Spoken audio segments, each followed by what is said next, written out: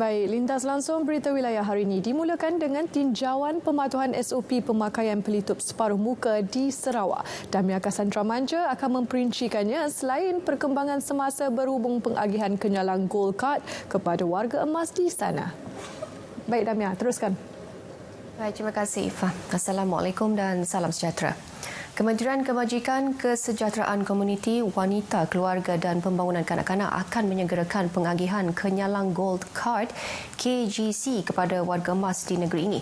Menterinya Datuk Seri Fatimah Abdullah berkata setakat ini sebanyak 16,964 KGC telah diagihkan kepada penerima menerusi Pejabat Kebajikan Masyarakat Bahagian, Ketua Masyarakat dan Ketua Kaum serta Pusat Khidmat Ahli Dewan Undangan Negeri ADUN di seluruh negeri. Jelas Datuk Seri Fatimah, kementeriannya telah melipat gandakan usaha mempercepatkan proses kelulusan dan seterusnya mengagihkan kad tersebut untuk kegunaan golongan sasar. Berikutan penularan wabak COVID-19, permohonan KGC secara manual, pemprosesan permohonan dan pengagihan kad tersebut mengalami kelewatan. Datuk Seri Fatimah ditemui media selepas majlis penyampaian simbolik kad KGC kepada 14 adun di Kuching. Pengagihan tersebut melibatkan sebanyak 3,595 KGC yang seterusnya akan diagihkan kepada penerima di kawasan masing-masing. Keistimewaan KGC ialah pemilik kad dapat diskaun, ribat atau yuran percuma untuk barangan dan perkhidmatan yang ditawarkan oleh agensi kerajaan, pihak swasta dan pusat komersial yang menjadi rakan strategik KGC. Ia meliputi bidang kesihatan, pengangkutan awam dan barang keperluan. Warga Bandaraya Kuching dilihat mematuhi arahan wajib pemakaian pelitup separuh muka yang dikuatkuasakan sejak 1 Ogos lalu. Tinjauan kru RTM di lokasi awam menyaksikan orang ramai menggunakan pelitup separuh muka jenis 3 lapis yang disarankan Kementerian Kesihatan Malaysia KKM. Anggota polis juga dilihat meronda beberapa kawasan awam bagi memastikan arahan tersebut dipatuhi atau berdepan denda RM1,000 jika tidak menggunakan pelitup muka. Memasuki hari ketiga penguatkuasaannya, arahan tersebut seiring dengan penjarakan fizikal termasuk dalam pengangkutan awam seperti bas dan bot tambang. Pemilik premis juga dilihat menyediakan pelbagai jenis aplikasi untuk daftar pelanggan selain pilihan menulis di buku yang disediakan. Sementara itu, di Limbang, 3 premis dikenakan kompaun selepas gagal mematuhi prosedur operasi standard SOP ketika Perintah Kawalan Pergerakan Pemulihan PKPP. Ketua Polis Daerah Limbang, Superintendent Abang Zainal Abidin Abang Ahmad berkata, pihaknya juga telah mengeluarkan 45 amaran kepada orang awam kerana tidak menggunakan pelitup separuh muka dan 15 amaran kerana membawa kanak-kanak kecil serta warga emas ke tempat awam. Beliau ditemui media selepas menghadiri majlis serah terima tugas Timbalan Ketua Polis Daerah Limbang di Ibu Pejabat Daerah Limbang. Dalam majlis ini, DSP Sila Kadong dilantik menjadi Timbalan Ketua Polis Daerah Limbang yang baru bagi menggantikan DSP Tega Bilong. Turut disampaikan sijil anugerah perkhidmatan cemerlang APC 2019 kepada 23 orang penerima.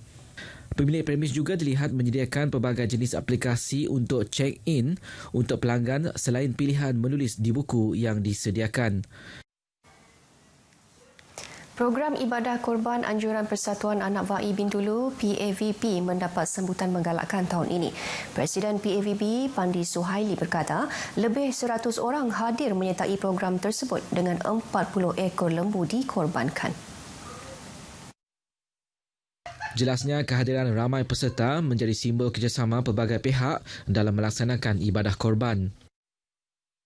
Persatuan Anak Vai, saya nampak dari tahun ke tahun bila kita mengadakan aktiviti korban, masing-masing memainkan peranan mencari peserta, berkempen untuk mencari peserta korban.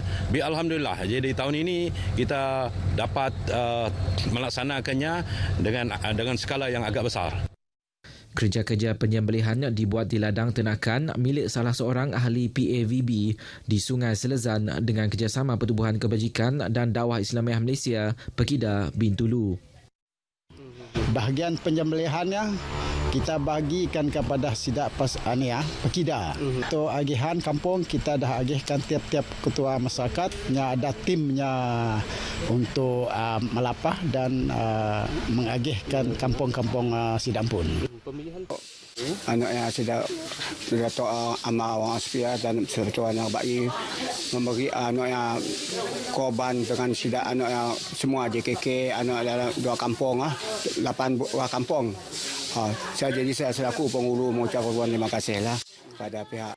Sementara itu, tapak Pasar Ujong Padang Sibiu dijadikan sebagai pusat melapah dan agihan oleh petugas-petugas PAVB sebelum daging dibungkus untuk diserahkan kepada JKKK Kampung Baru, Kampung Baru Laut, Kampung Baru Darat, Kampung Datuk dan Kampung Sinong. Usaha PAVB ini menjadi simbolik penyatuan dan kerjasama masyarakat asal Bintulu yang sewajarnya diterjemahkan dalam semua aspek kehidupan. 6 orang lelaki dipercayai terlibat dalam kegiatan mencuri menuai buah kelapa sawit di ladang kelapa sawit Lembaga Penyatuan dan Pemulihan Tanah Sarawak Salkra San Ugol Sri Aman berjaya ditangkap pagi semalam. Turut dirampas sebuah kenderaan pacuan 4 roda, beberapa tandan buah kelapa sawit dan peralatan untuk menuai kelapa sawit. Salkra dalam satu kenyataan media memberitahu tangkapan dilakukan oleh sepasukan pegawai dan anggota polis daripada cawangan Jabatan Siasatan Jenayah Ibu Pejabat Polis Daerah Sri Aman dibantu oleh Polis Bantuan Salkra.